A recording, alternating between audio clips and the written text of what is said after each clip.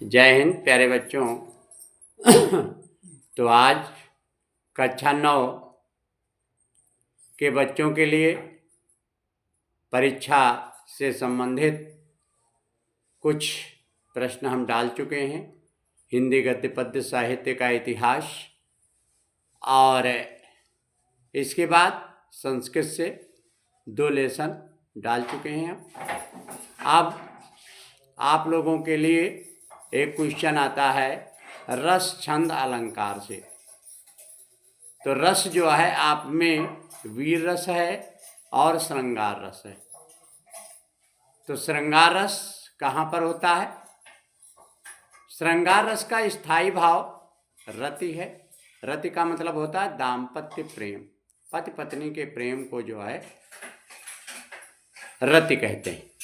और वही रति नामक स्थायी भाव विभाव, अनुभाव और संचारी भाव के संयोग से जब पूर्णता को प्राप्त होता है तो वहाँ पर श्रृंगार रस की निष्पत्ति होती है। ये आपकी परिभाषा हो गई। उदाहरण आप कोई भी लिख सकते हैं। मेरी भव बाधा हरो राधा नागरी सोई, और जातन की झाई परे श्याम हरित दुति हो। तो ये भी आप लिख सकते हैं, बिहारी लाल जी का है। इसके अलावा रामचरितमानस से चौपाइयाँ आप लिख सकते हैं कि सांवरे गोरे सलोने सुभाए, मनोहरता जिते मैन लियो है। तो ये भी आप जो है इसको भी आप लिख सकते हैं। इसके बाद आपका अलंकार आता है। अलंकार में आपका अनुप्रास अलंकार है, यमक अलंकार है और श्लेष अलंकार है। तो इसमें से 2 अलंकार हम आपको बता दे रहे हैं। अनुप्रास अलंकार कहाँ पर होता है? अनुप्रास अलंकार वहाँ पर होता है जहाँ एक ही वर्ण या अक्षर की आवृत्ति बार बार करके हो, मतलब 2 या 2 से अधिक बार होना चाहिए, वहाँ पर अनुप्रास अलंकार होता है।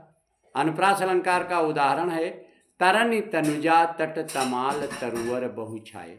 बहुत से उदाहरण हैं, तो उसमें से कोई भी उदाहरण आप लिख सकते हैं। एक वर्ण आना चाहिए बार बार करके, बस वहीं पर अनुप्रास अलंकार हो जाएगा। इसके बाद है यमक अलंकार। यमक अलंकार वहाँ पर होता है जहाँ पर एक शब्द 2 या 2 से अधिक बार आए किंतु उसके अर्थ अलग अलग हों, वहाँ पर यमक अलंकार होता है। जैसे कनक कनक ते सौगुनी मादकता अधिकाय, या खाए बौराए जग वा पाए बौराए। कनक का अर्थ सोना होता है, कनक का अर्थ धतूरा होता है। तो कनक, तो ये जो है उदाहरण आप लिख सकते हैं। यहाँ पर 2 अर्थ हैं, इसलिए यहाँ पर यमक अलंकार है। जय हिंद। गेट खुला।